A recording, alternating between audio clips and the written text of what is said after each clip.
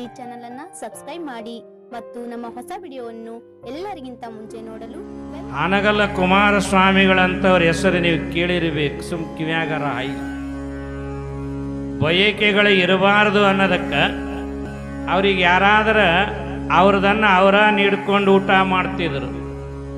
ಆದ್ರೆ ಜರ ಪ್ರಸಾದ ದೂರಿಟ್ರ ಹಿಂಗೆ ಬಾಗಿ ತಗೊಂಡ ತಮ್ಮದ ತಟ್ಟೆಯೊಳಗ ಪ್ರಸಾದದಾಗ ತಾಟ್ನೊಳಗ ನೀಡಿಕೊಳ್ತಿರ್ಲಿಲ್ಲ ಅಂತ. ಯಾಕ ಅದನ್ನು ಕೈ ಹಾಕಿ ತಗೊಂಡ್ರ ಬಯಸದಂಗೆ ಆಗ್ತದ. ನೋಡಿ ಧರ್ಮ ಎಷ್ಟು ಸೂಕ್ಷ್ಮಿ ಅದ.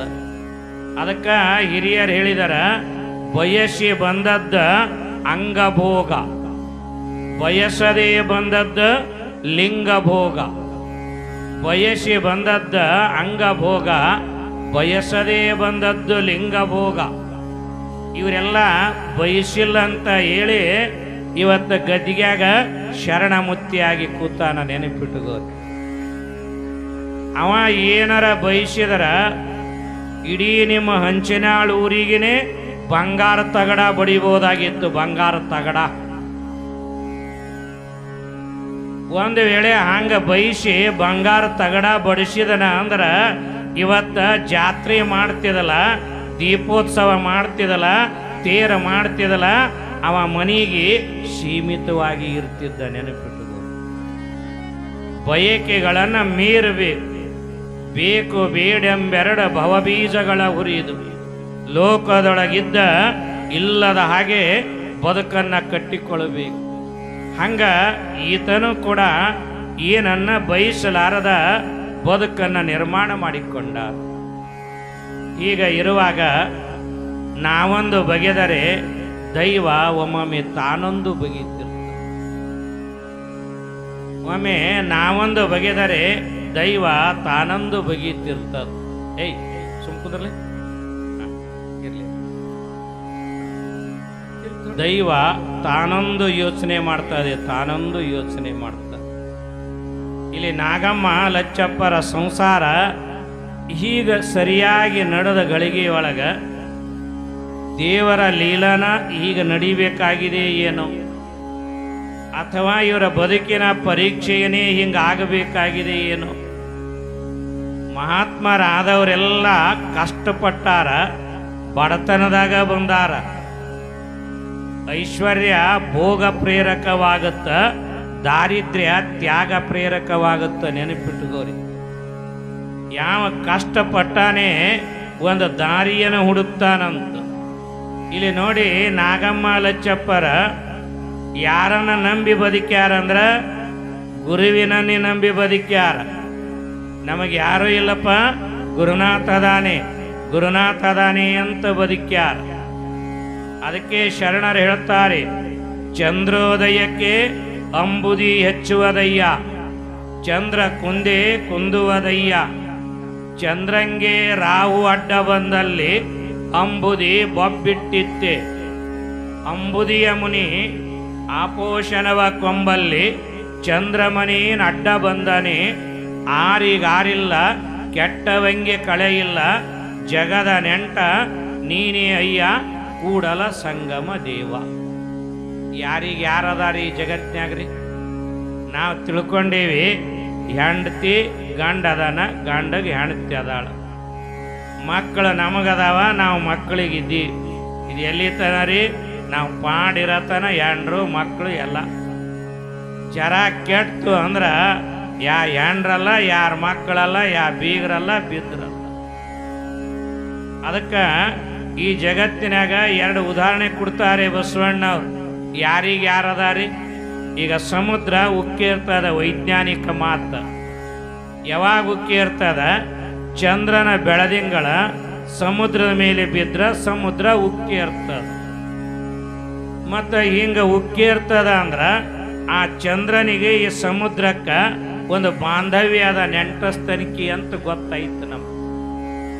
ಮತ್ತು ಇವ್ರು ಇಬ್ಬರಿಗೆ ಇಟ್ಟು ನೆಂಟಸ್ತನಿಕೆ ಇರಬೇಕಾದ್ರೆ ಆ ಚಂದ್ರನಿಗೆ ತೊಂದರೆಯಾದಾಗ ಈ ಸಮುದ್ರ ಹೋಗಿ ಯಾಕೆ ಬಿಡಿಸಿಕೊಳ್ಳಲಿಲ್ಲ ಅಂತ ಪ್ರಶ್ನೆ ಇಡ್ತಾರ. ಈ ಗ್ರಹಣ ಕಾಲದೊಳಗ ಚಂದ್ರನನ್ನ ರಾವು ಕೇತುಗಳು ನುಂಗುವಾಗ ಈ ಸಮುದ್ರ ಹೋಗಿ ಯಾಕೆ ಬಿಡಿಸಿಕೊಳ್ಳಲಿಲ್ಲ? ಚಂದ್ರನಿಗೆ ತೊಂದರೆಯಾದಾಗ ಸಮುದ್ರ ಹೋಗಲಿಲ್ಲ, ಸಮುದ್ರಕ್ಕೆ ತೊಂದರೆಯಾದಾಗ ಅಂಬುದಿಯ ಮುನಿ ಆಪೋಷಣವ ಕೊಂಬಲ್ಲಿ ಚಂದ್ರಮನಿ ನಡ್ಡ ಬಂದನೆ.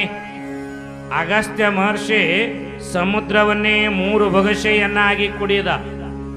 3 ಬಗಸೆಯನ್ನಾಗಿ ಕುಡಿಯುವಾಗ ಆ ಚಂದ್ರ ಯಾಕೆ ಬಂದು ಬಿಡಿಸಿಕೊಳ್ಳಲಿಲ್ಲ ಅಂತಾರ ಅವರು.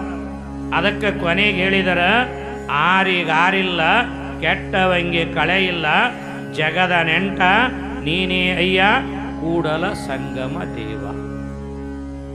ಮತ್ತು ಹಂಗಾದ್ರೆ ಈ ಪ್ರಪಂಚಕ್ಕೆ ನಾವು ಯಾಕೆ ಹೊಡೆದಾಡ್ತೀವ್ರಿ ಇಟ್ರಿ? ಈ ಪ್ರಪಂಚದಾಗ ಯಾಕೆ ನಾವು ಹೊಡೆದಾಡ್ತೀವಿ ಅಂದ್ರೆ ಇದ್ರ ತಿಳುವಳಿಕೆ ಇಲ್ಲದಕ್ಕೆ ನಾವು ಹೊಡೆದಾಡಕತ್ತೀವಿ. ತಿಳಿಯಿತು ಅಂದ್ರೆ ನೀವು ಶರಣ ಮುತ್ಯಾನಂಗ ಆಗ್ತೀರಿ. ತಿಳಿಲಾರ ಬಟ್ಟಿಗೆ ಇದರಾಗ ಬಿದ್ದು ಉಳ್ಳಾಡಕತ್ತೀವಿ. ತಿಳಿದ್ರೆ ಕೈ ಬಿಡ್ತಾನೆ ಮನುಷ್ಯ. ಅವ ಶ್ರೀಮಂತ ಹೆಣ್ಮಗಳ ಕೈಯಾಗ ಸೂಟ್ ಕ್ಯಾಶ್ ಹಿಡ್ಕೊಂಡ ಒಂದು ರೈಲ್ವೆ ಒಳಗೆ ಕುಂತಳು. ಆ ರೈಲ್ವೆ ಡಬ್ಬ್ಯಾಗ 4 ಮಂದಿ ಗಣಮಕ್ಕಳು ಇದ್ರು. ಈ ಹೆಣ್ಮಗಳ VIP ಸೂಟ್ ಕ್ಯಾಶ್ ತಗೊಂಡ ಕೈ ತುಂಬ ಬಂಗಾರ ಬಳಿ ಹೈಕೊಂಡ ಮೈ ಮೇಲೆ ಬಂಗಾರ ಸಾಮಾನು ಹೈಕೊಂಡ ಆಕೆನೂ ಅದೇ ರೈಲೊಳಗೆ ಡಬ್ಬ್ಯಾಗ ಕೂತಳು. ಆ ಹೆಣ್ಣು ಮಗಳ ಒಂದು 10 ನಿಮಿಷದಾಗ ಎಲ್ಲರನ್ನ ಪರಿಚಯ ಮಾಡಿಕೊಂಡಳು. ಪರಿಚಯ ಆದಮೇಲೆ ಮುಂದೆ ಸ್ಟೇಷನ್ ಬಂದಾಗ ತಾನು ತಂದು ಸೂಟ್ ಕೇಸ ಅಲ್ಲೇ ಇಟ್ಟಳು, ಇಳಿದು ಹೋದಳು. ಈ 4 ಮಂದಿ ನೋಡ್ಕೋತ ಇದ್ರೆ ಮುಂದಿನ ಸ್ಟೇಷನ್ದಾಗ ಬರ್ಬೋದು ಅಂತ ಕೈಯಾಕತ್ತಿದ್ರು. ಆದ್ರೆ ಹೊಳ್ಳಿ ಆ ಹೆಣ್ಮಗಳು ಬರಲೇ ಇಲ್ಲ. ರೈಲ್ವೆ ಎಲ್ಲಿಗೆ ಮುಟ್ಟುತ್ರಿ, ಆ ಹೆಣ್ಮಗಳು ಬರಲಿಲ್ಲ. ಈ ಉದಾಹರಣೆ ಯಾಕೆ ಕೇಳಕತ್ತೀನಿ? ಗೊತ್ತಿಲ್ಲದಕ್ಕೆ ನಂದು ಅಂತೀವಿ. ಗೊತ್ತಾಯ್ತು ಅಂದ್ರೆ ಎಲ್ಲ ಬಿಡ್ತೀವಿ ನಾವು. ಆ 4 ಮಂದಿ ಗಣಮಕ್ಕಳೇನಿದ್ರೆ ಈ ಸೂಟ್ ಕ್ಯಾಶಿನ ಮೇಲೆ ಲಕ್ಷ್ಯ ಇತ್ತು. ಯಾಕ? ಶ್ರೀಮಂತ ಹೆಣ್ಮಗಳು ಮರ್ತು ಹೋಗ್ಯಾಳ, ಇದನ್ನು ನಾ ತಗೋಬೇಕು ಅಂತ ಒಬ್ಬ, ಮತ್ತೊಬ್ಬ ನಾ ತಗೋಬೇಕನ್ನವ. ಆ 4 ಮಂದಿ ಸೂಟ್ ಕ್ಯಾಶ್ ತಗೊಂಡು ಜಗಳ ನಡೀತು.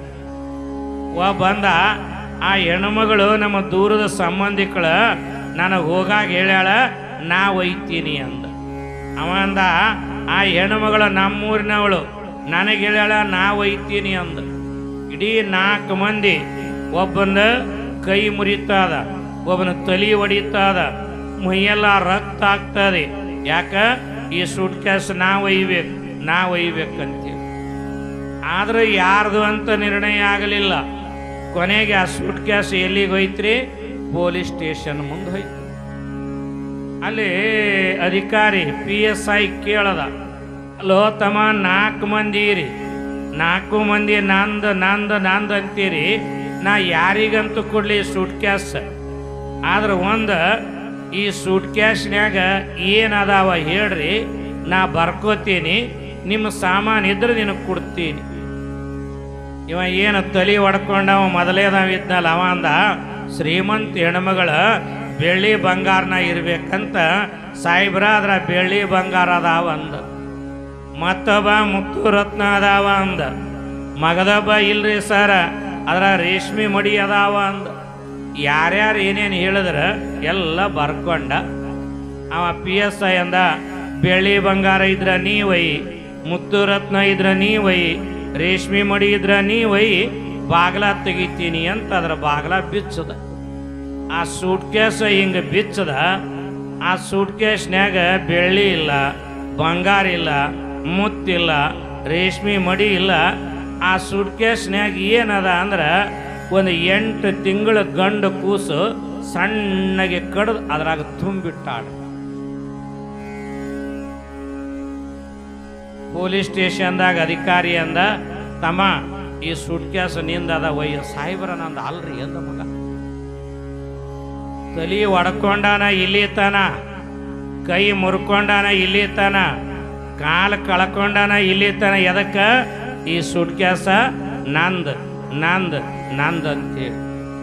ಒಂದೇ ಗಳಿಗೆಯಾಗ ಹೇಳಾಕತ್ತೇನ, ಇದು ನಂದಲ್ಲ, ಇದು ನಂದಲ್ಲ, ಇದು ನಂದಲ್ಲ. ಹಂಗ ಈ ಪ್ರಪಂಚ ಅನ್ನುವ ಸೂಟ್ ಕ್ಯಾಶಿನೊಳಗ ನಾವು ನೀವೆಲ್ಲ ಬಂದೀವಿ. ಇದ್ರಾಗ ಏನದ ಅನ್ನೋದ ಗೊತ್ತಿಲ್ಲದಕ್ಕ ದಿನ ಹೊಡೆದಾಡ್ತೀವಿ, ಬಡ್ದಾಡ್ತೀವಿ, ಜಗಳಾಡ್ತೀವಿ. ಇದರಂದ ಏನದ ಅಂತ ಜರ ಅನುಭವ ಆಯಿತು ಅಂದ್ರ ಈ ಪ್ರಪಂಚವನ್ನ ನಾವು ನಿರ್ಮಾಯ ಮಾಡ್ತೀವಿ. ಅವಾಗ ಶರಣರಾಗಲಿಕ್ಕೆ ಬರ್ತದ. ಯಾಕೆ ಬಡ್ದಾಡ್ತಿ ತಮ್ಮ ಮಾಯ ಮೆಚ್ಚಿ ಸಂಸಾರ ಮೆಚ್ಚಿ, ನೀನೋಗದರಿಯೇ ತಮ್ಮ ಕಣ್ಣ ಮುಚ್ಚಿ ಮಣ್ಣ ಮುಚ್ಚಿ. ಹೆಂಡ್ರು ಮಕ್ಕಳು ಇರುವರ್ ತಮ್ಮ ಎಲ್ಲಿ ತನಕ, ಇದ್ರೆ ತಿಂಬೋ ತನಕ.